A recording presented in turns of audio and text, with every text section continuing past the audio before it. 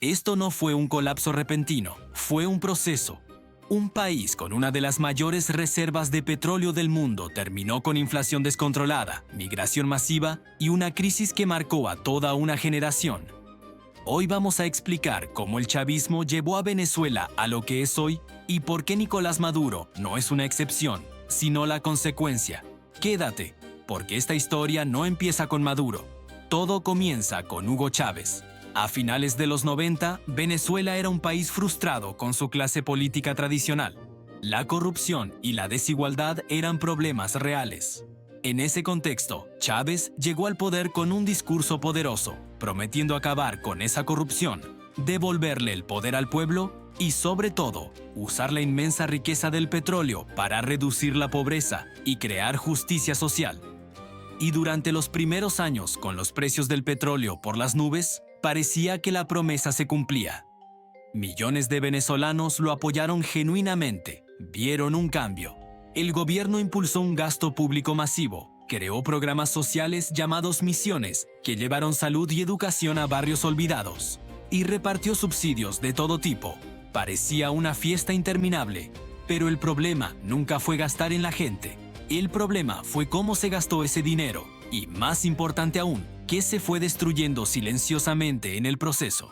Mientras la atención estaba en los beneficios inmediatos, las bases del país comenzaban a agrietarse. Y aquí es donde ocurre el primer punto clave, el que explica todo lo que vino después. El desmontaje para llevar a cabo su revolución bolivariana y supuestamente empoderar al pueblo, el chavismo entendió que necesitaba eliminar cualquier obstáculo. El poder comenzó a concentrarse de forma abrumadora en el Ejecutivo, en la figura del presidente. Necesitaba eliminar cualquier obstáculo. El poder comenzó a concentrarse de forma abrumadora en el Ejecutivo, en la figura del presidente.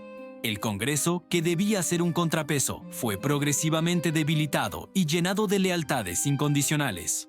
El sistema judicial, desde el Tribunal Supremo hasta los jueces locales, dejó de ser independiente para convertirse en un brazo ejecutor del proyecto político. Los medios de comunicación independientes que se atrevían a criticar fueron presionados, cerrados o comprados. Poco a poco, las instituciones dejaron de ser guardianes de la democracia y pasaron a ser herramientas del poder. Y cuando un país pierde sus contrapesos, cuando no hay nadie que pueda decirle al poder, ¿te estás equivocando?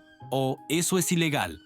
Los errores no solo dejan de corregirse, sino que se multiplican y se profundizan hasta que es demasiado tarde. Paralelamente, Venezuela apostó todo su futuro a una sola carta: el petróleo. La economía venezolana siempre había dependido del crudo, pero el chavismo llevó esta dependencia a un nivel extremo.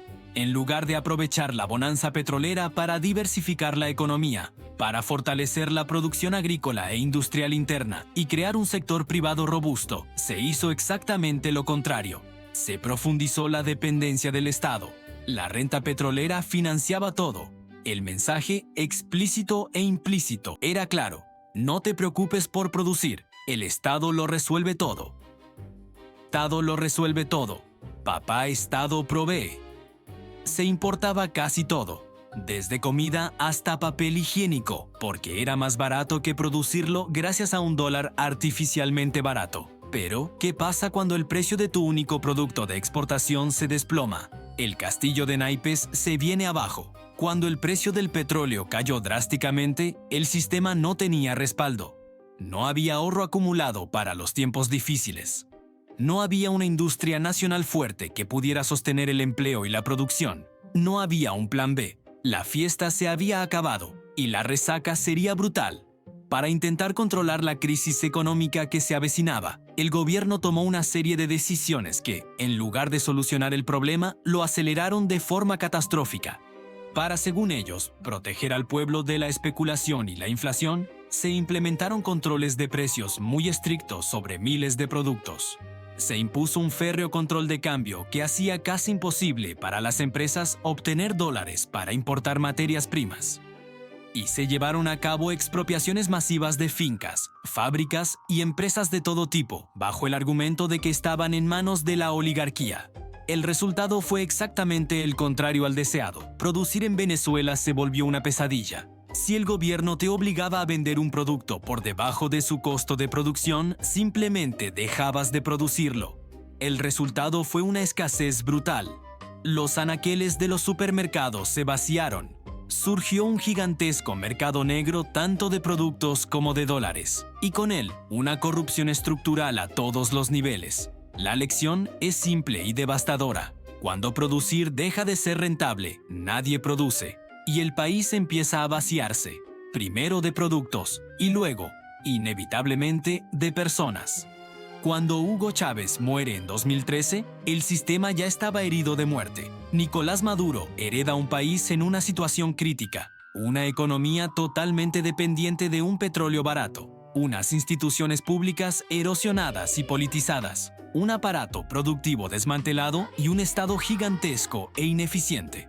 Pero sobre todo, hereda una narrativa, un discurso que no admite errores.